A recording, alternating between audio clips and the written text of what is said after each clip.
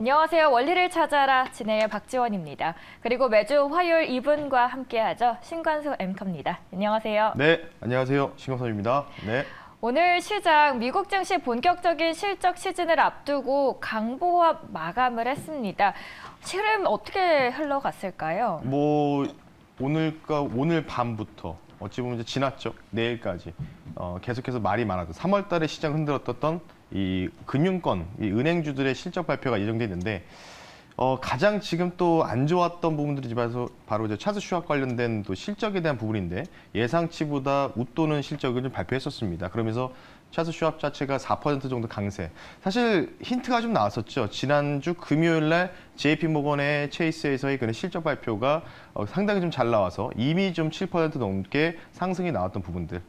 그러니까 너무 우려가 많았던 부분들이 3월 달 중순에 뭔가 이제 크레딧 리스크가 뭔가 반영될 수 있다는 이런 부분들을 완전히 지워버리는 이런 실적 발표였다. 이렇게 말씀드리면서 어쨌든 흔드는 과정이 있었지만 테크는 조금 빠졌거든요. 하지만 은행권 중심, 금융권 중심의 다우와 S&P 500이 골고루 0.3 정도 상승하는 그런 좀 좋은 모습을 보였다라고 좀 말씀드리고 싶기 때문에 오늘 드디어 이제 코스피 기준으로 2,600을 한번 돌파하는 모습을 좀 보였으면 좋겠다라고 말씀드리면서 마무리하겠습니다. 네. 많은 시청자분들께서 듣던 중 반가운 소식일 것 같습니다. 네. 오늘 저희 첫 번째 이슈로는 애플 이슈를 다뤄볼까 하는데요. 관련된 파이낸셜 타임스 기사 보도록 하겠습니다. Apple offer account with 4.15 annual interest. 애플이 연 4.15% 저축계를 출시했다라는 소식입니다. 강력한 자체 생태계를 구축하고 있는 애플이 은행들의 예금에도 눈독을 조금씩 들이기 시작했습니다. 안 그래도 미국 은행들이 예금 감소로 좀 힘들어하고 있는데 이번엔 애플 악재까지 마주하게 된 겁니다. 자세히 들어가 보도록 하죠. 애플은 골드만삭스와 손을 꼭 잡고 연간 4.15% 금리를 제공하는 고금리 예금 상품을 내놨습니다. 찰스 스와프, 스테이트 스트리트 그리고 M&T 등 3개의 큰 금융그룹의 상황을 보면 1분기 중에 약 79조 원 가까이가 예금에서 이탈을 했습니다. 일단 예금이 빠져나간 이유는 예금주들이 고금리 상품을 쫓아다니던 와중에 SVB 붕괴가 안 그래도 등 떠밀리고 있던 예금 이탈을 가속화했기 때문입니다. 다음 키박스 보도록 하죠. 이런 와중에 설상가상으로 강력한 새로운 경쟁자를 맞이하게 된 거죠. 바로 애플이 골드만과 제휴를 하면서 미국에서 새 예금 서비스를 시작을 하게 됩니다. 시장에서는 가장 높은 수준인 연 4.15% 금리를 주는 저축 계정입니다. 미국 은행의 평균 금리, 평균적으로 얼마인지 좀 감이 오시나요? 제가 알기로는 작년 기준이죠. 작년 기준으로 이제 중립금리가 아직 5% 도달하기 그 전액의 예대금리 자체가 2점 중반대 이 정도로 좀 추산을 했는데 조금은 약간 좀 올라갔겠죠. 중립금 5% 도달했기 때문에. 근데 지금 뭐 애플이 진출한다는 소식들이 사실 좀 파급력이 좀 상당하죠. 왜냐하면 브랜드 파워 자체가 좀 있겠지 않겠습니까?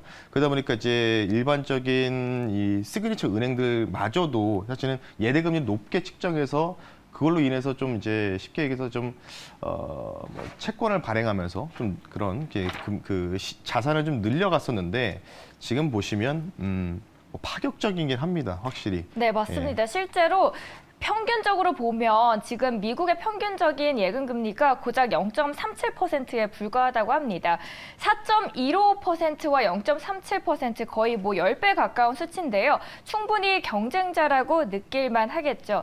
그렇다면 앵커님, 월가에서는 금융시장 전반의 지각 변동을 몰고 오는 거 아니냐라는 관심의 대상이 되고 있는데 어떻게 보실까요? 감히 이걸 제가 말씀드릴 수는 없겠지만, 어쨌든 아까 말씀드렸던 브랜드 파워가 있겠죠. 지금 이제 애플이라는 자체의 그런 브랜드 파워로 인해서 이걸 또 이제 골드만삭스랑 또 연계해서 진행하지 않습니까? 네. 실제로 이제 상품을 이제 만들고 출시하는 과정 속에서 당연히 아이비가 좀 낄 수밖에 없는 부분이 있는데 어쨌든 이해 상황에서 불구하고도 애플의 주가는 어쨌든 아직은 약간의 조금 퀘스천 마크를 좀 붙이는 듯한 주가의 흐름을 보여줬었죠. 어쨌든 간에 이런 부분들은 지각 변동은 확실하나 제가 판단했을 때는 분명히 이제 미국 정치권에서도 분명히 이야기가 나오지 않을까. 예, 상원과 하원 쪽에서도 또 이제 관련된 부분에서 뭐 반대에 관련된 부분 의견도 분명히 나올 수 있기 때문에 물론 지갑 변동이 확실하지만 우리가 좀 시간을 좀 두고 봐야 된다. 하지만 브랜드 파워는 무시할 수 없다. 그렇지만 네, 애플의 주가에 영향을 끼치는 건 절대 아니다라고 좀 말씀을 한번 드려보겠습니다. 네.